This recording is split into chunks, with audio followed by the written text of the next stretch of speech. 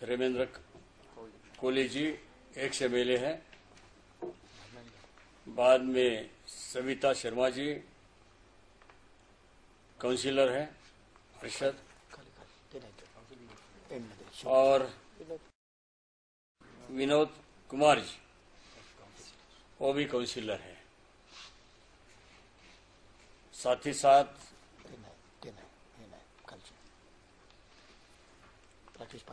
राकेश पांडे जी हैं,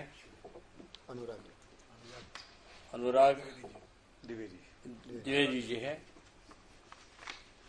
इनका प्रवेश हो चुका है। सचिन पांडे जी भी हैं। और मैंने, आप मीडिया वाले जब शुरू में नहीं थे, हमारी शिवसेना जो दो गुट बने हैं, ये सही माने में दुर्भाग्य जरूर है। आज के बैठक में जो लोगों ने यहां प्रवेश किया, उनकी बातें सुन के मुझे बहुत अच्छा लगा कि जिन्होंने बाला साहब के प्रति अपनी संवेदना यहां प्रकट की, और ये भी बताया गया हम हिंदुस्तान की बात करते हैं, हिंदुओं की बात करते हैं, लेकिन जितनी भी पार्टियां हिंदुस्तान में हैं, सही माने में हिंदुत्ववादी पार्टी ये शिवसेना करके हम मानते हैं। ऐसा जब ही मैंने सुना मुझे बहुत अच्छा लगा। कन्याकुमारी से लेके जम्मू कश्मीर तक कहाँ भी हम जाएंगे तो बाला साहब का नाम तभी भी था, आज भी है, और आने वाले कल में भी रहेगा। जैसे एक दो किस्से आपको पता है, बाबरी का ढांचा गिराया गया, तभी प्रेस वाले ने पूछा, बाला साहब ये ढांचा गिरा उसके आपके शिव सैनिक थे, आप मानते हैं क्या? बोले जरूर, अगर वो मेरे शिव सैनिक थे उसका मुझे गर्व है। और तभी बाकी पार्टी के मैं नाम नहीं लेना चाहता हूं, वो लोग थे, लेकिन किसी ने ये बात नहीं भूले कि यस हम थे, हमारे लोग थे। और ये बात अभी भी हिंदुस्तानी को दिल में ठान लेके बैठी है,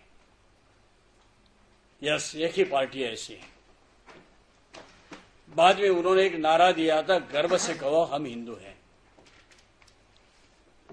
हर व्हीकल में दिखाई देता था, लोगों ने लिखाया था, वो ट्रक हो, टेम्पो हो, टैक्सी हो, गर्व से कहो हम हिंदू हैं। और ये होना भी चाहिए। जब भी हमने स्वतंत्रता पाई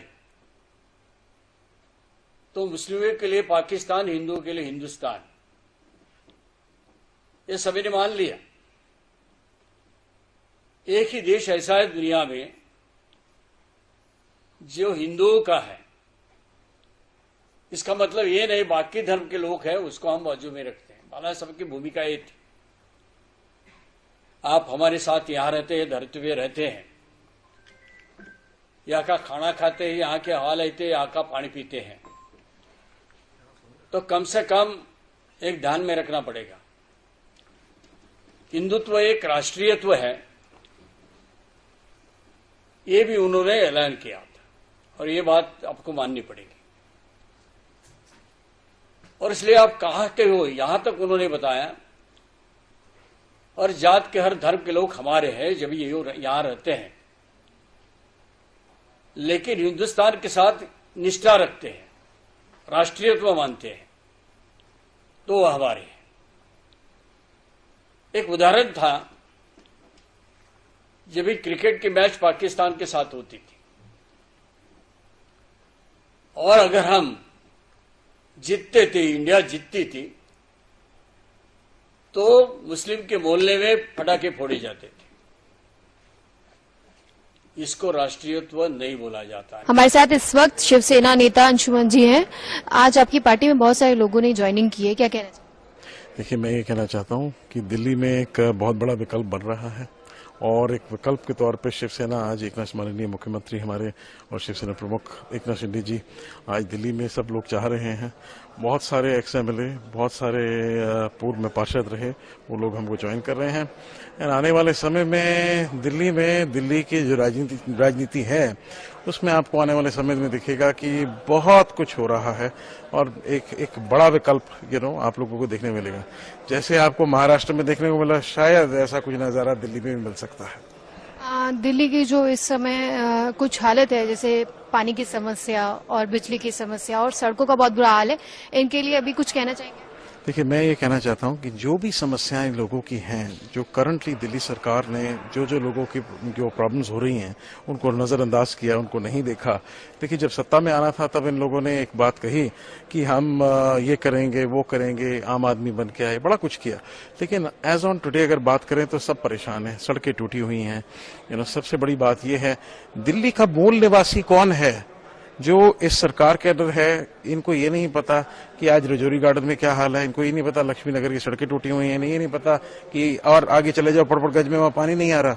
तो ये जो प्रॉब्लम्स हैं, इन सब चीजों के अगेंस्ट हम लोग बिल्कुल खड़े हैं और जनता के साथ खड़े हैं। किसी को कोई भी प्रॉब्लम हो, हमारा दिल्ली प्रदेश कार्यालय है शंकर रोड पे, तो आप संपर्क करें, हम उनके साथ जाके इसके लिए पूरा लड़ेंगे, जहां तक लड़ना पड़े एक बार पूरा सहयोग उनका करेंगे जनता का। एक बार फिर से मैं ये जानना चाहूंगी, आज जिन लोगों ने पार्टी ज्वाइन की है उसमें कुछ खास बात क्या है? मतलब वो किस तरह? देखिए, खास बात यह है कि इसमें कुछ एक्स एमएलए हैं, उन्होंने ज्वाइन किया है। जैसे अशोक चौहान जी हैं, उन्होंने ज्वाइन की है पार्टी। वो हमारे माननीय मुख्यमंत्री एकनाथ शिंदे जी से बड़े प्रभावित हैं और काफी समय से हमारा काम कर रहे हैं, पिछले कुछ महीनों से काम कर रहे हैं पार्टी का। तो आज उन्होंने कहा कि आज मैं प्रवेश करूंगा, तो हमने कहा ठीक है। जो हमारे माननीय मुख्यमंत्री जी की विचारधारा से प्रभावित हों, बाला साहेब की विचारधारा से प्रभावित हों, उनको तो फिर हम काम करेंगे। धर्मेंद्र कोहली जी हैं, वो भी एक्स एमएलए रह चुके हैं। तो आम आदमी पार्टी ने उनको बहुत गलत तरीके से उसको मिसयूज किया था एक समय पे। आज वो बाला साहब की विचारधारा और एकनाथ शिंदे जी की विचारधारा के ऊपर उन्होंने हमारी पार्टी ज्वाइन की है और पूरी तरह से काम करेंगे। एक वरिष्ठ कार्यकर्ता के तौर पे पार्टी का काम करेंगे। एंड आने वाले समय में कुछ काउंसलर भी हैं, विनोद कुमार जी पूर्व काउंसलर हैं, उन्होंने भी ज्वाइन किया है। सविता शर्मा भी काउंसलर के इलेक्शन लड़ चुकी हैं, उन्होंने भी ज्वाइन किया है। और बहुत सारे लोग और हैं जो पार्टी का जो संगठन है उसको और मजबूत करने के लिए साथ में जुड़े हैं और आने वाले समय में जुड़ते रहेंगे। हर 10-15 दिन के अंदर हम लोग आपके साथ में मिलते रहेंगे और आपको बताते रहेंगे कौन कौन जुड़ चुका है। बहुत लोग जुड़ रहे हैं हमारी पार्टी के साथ में और मैं ये समझता हूं कि दिल्ली में शिवसेना की अगली आने वाले समय में सरकार हो सकती है।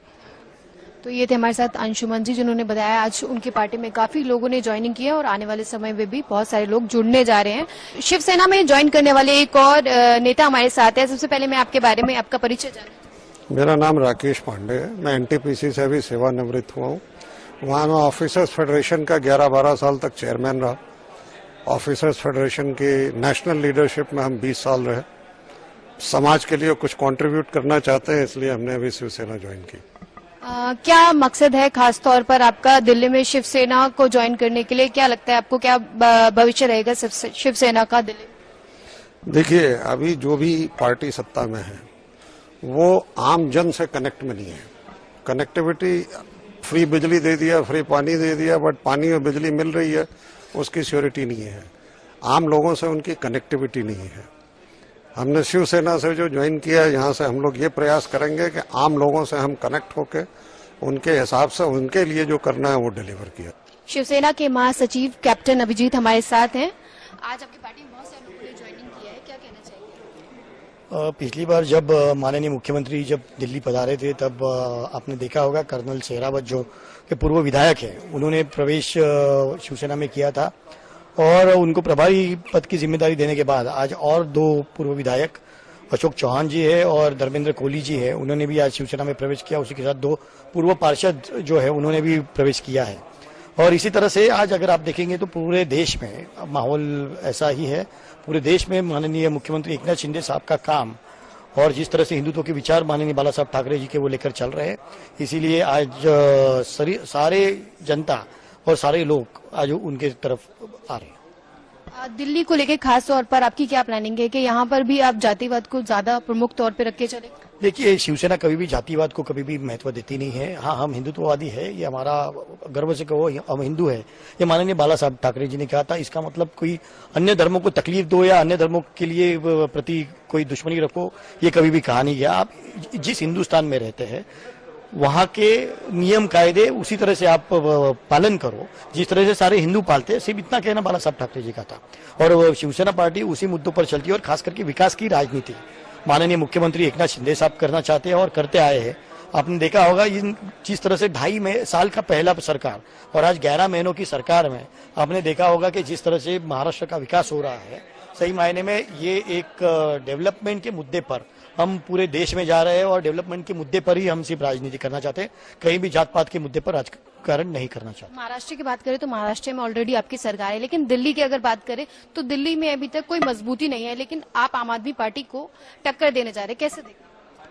आम आदमी पार्टी सिर्फ झूठे वायदे करके यहाँ पर सरकार बनाई गई है। मुझे लगता है अब उनका पर्दा धीरे धीरे खुलने लग गया है। जिस तरह से एक सीएम हाउस को जिस तरह से करोड़ रुपए एक जगह पे आप आम आदमी की बात करते हैं, हम गाड़ी नहीं लेंगे, हम घोड़ा नहीं लेंगे, हम प्लेन नहीं लेंगे, हम ये नहीं करेंगे। आज सही मायने में अगर आप काम कर रहे हो तो जो साधनों की आपको जरूरत है वो साधन आपको लेने चाहिए, पर वो साधन लेने चाहिए तो वो साधन काम करने के लिए आम जनता के लिए होने चाहिए। जिस तरह से उन्होंने घर अपना बनाया है महल की तरह, उसमें से आम आदमी को पता चलने लग गया है कि हमारे पैसों की कैसे बर्बादी यहाँ पर हो रही है। और इसी तरह से हर जगह पर आप उनका एक एक पर्दा खुलने लग गया है। पानी की दिक्कत आने लग गई है, इलेक्ट्रिसिटी की दिक्कत आने लग गई है। आप मुफ्त का बहुत टाइम तक लोगों को दे नहीं सकते। देने के लिए कुछ मर्यादाएं होती है, कुछ चीजें देनी चाहिए, पर उसको एक मर्यादा होनी चाहिए। आप अगर कहेंगे हम हर चीज को मुफ्त में देंगे तो यानी कि टैक्स पेयर को भी कहीं ना कहीं तकलीफ होने वाली, कि सिर्फ हम ही टैक्स पे करें और कोई आदमी जरा भी ना पे करे। मुझे लगता है कहीं ना कहीं इस पर विचार करके ठीक तरह से निर्णय लेकर एक अच्छी योजना है शिवसेना की तरफ से बनाई जाएगी और एक सही सरकार जो हर आम आदमी को, आम आदमी से लेके नीचे से लेके ऊपर तक के हर आदमी के लिए ये सरकार होगी। आगे आपकी पार्टी में और कितने लोग ज्वाइन करने वाले हैं और कितनी जल्दी आप इस पार्टी का और विस्तार करेंगे? और भी बहुत सारे लोग कांटेक्ट में है, सिटिंग एमएलएज भी कांटेक्ट में है, पूर्व पार्षद, पूर्व विधायक भी हमारे कांटेक्ट में है और जल्द ही आपको दिखेगा कि धीरे धीरे धीरे शिवसेना में आपको नंबर्स बढ़ते हुए दिखेंगे। धन्यवाद। तो ये थे हमारे साथ राष्ट्रीय महासचिव जिन्होंने हमारे साथ बातचीत की। उन्होंने बताया कि किस तरह से शिवसेना आगे काम करेगी दिल्ली को लेकर, खासतौर पे। कैमरा पर्सन रोहित के साथ सपना चारण, साधना प्लस दिल्ली।